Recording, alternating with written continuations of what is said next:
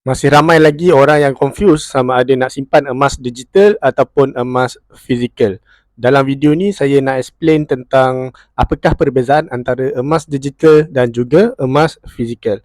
Okey, untuk emas fizikal ni kita kena tahu dulu matlamat kita adalah untuk dijadikan sebagai reserve. Maksudnya kita ambil cash ataupun tunai, kita convert kepada emas fizikal. Ataupun kita boleh lakukan dengan membeli emas digital dulu. Apabila dah cukup grammage ataupun sebagai contoh katakan 10 gram, barulah kita redeem kepada emas fizikal. Sebab apa 10 gram?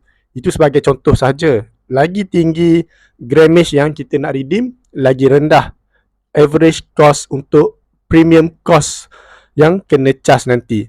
Okey, katakanlah kita nak beli emas fizikal. Okey, kita perlukan modal 1 gram, katakan RM300. Jadi kita kena keluarkan modal kita RM300 lah. Okey, kita bayar RM300 untuk dapatkan emas 1 gram.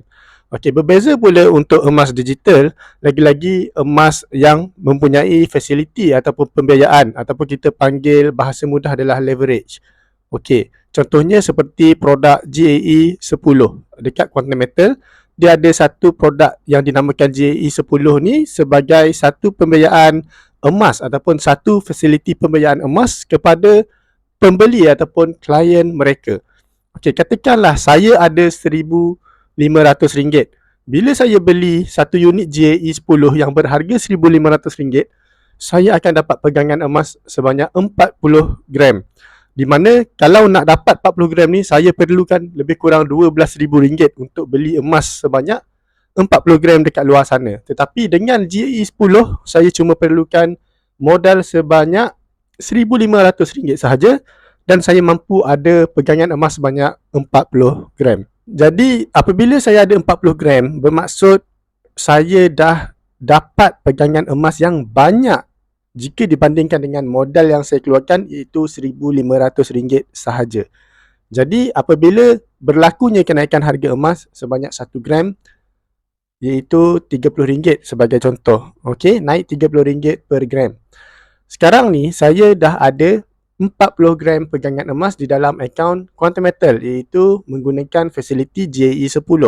Jadi kita darabkan 40 gram tersebut dengan RM30 per gram, iaitu kenaikan harga emas. Jadi dekat situ kita akan dapat RM1,200 profit dari ataupun hasil dari kenaikan harga emas. Jadi pada mula-mula tadi saya cuma keluarkan RM1,500, tetapi saya mendapat profit RM1,200. Jadi dekat situlah kelebihan emas digital yang ada pembiayaan emas seperti GAE 10. Jadi berbalik kepada asas, kita tanya dulu diri kita sama ada kita nak jadikan cash kita tu sebagai reserve, kita nak lock cash kita dalam bentuk emas fizikal, ataupun matlamat kita adalah untuk membuat keuntungan. Seperti saya punya strategi, saya fokus dulu untuk buat keuntungan melalui emas digital di Quantum Metal ataupun GAE 10. Bila saya dah dapat profit dari hasil kenaikan harga emas tersebut, barulah saya gunakan duit keuntungan tersebut untuk cash tukar kepada emas fizikal, ataupun saya nak jadikan cash saya tu sebagai reserve dalam bentuk emas. Sebagai contoh tadi, jika saya profit RM1,200, saya akan tukarkan kepada emas fizikal yang biasa dan saya akan dapat lebih kurang 4 gram jika harga emas masih adalah RM300 per gram.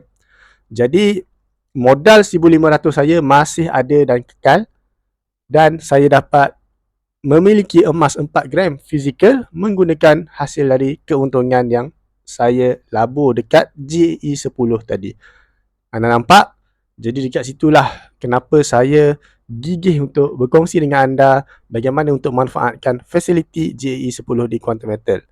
Jika anda berminat nak belajar lebih lanjut strategi-strategi yang advance ataupun untuk mendapat keuntungan yang lebih banyak dalam masa yang lebih singkat, anda boleh hubungi saya, boleh klik dekat link di bawah ataupun yang tertera di bawah video ini. Kita jumpa di WhatsApp.